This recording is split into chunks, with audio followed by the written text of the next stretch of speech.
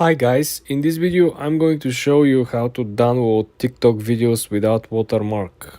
That videos that potentially some of you will be using for dropshipping as well. So let's dive in.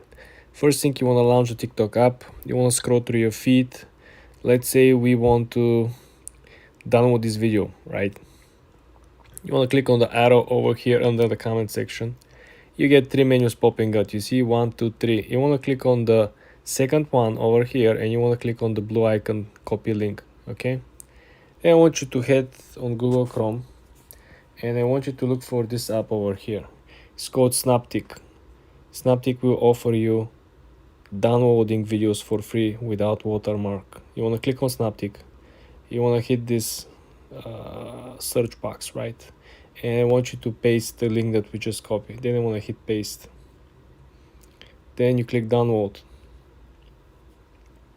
As you can see, the app processed very fast the actual video, and you have two options over here to download in different qualities. I just want to give you a quick heads up. Be very careful where you're clicking, okay? Make sure that you click on the right button over here. But this is how you download for free videos from TikTok without watermark. For more tips and tricks like this, guys, subscribe and follow for more.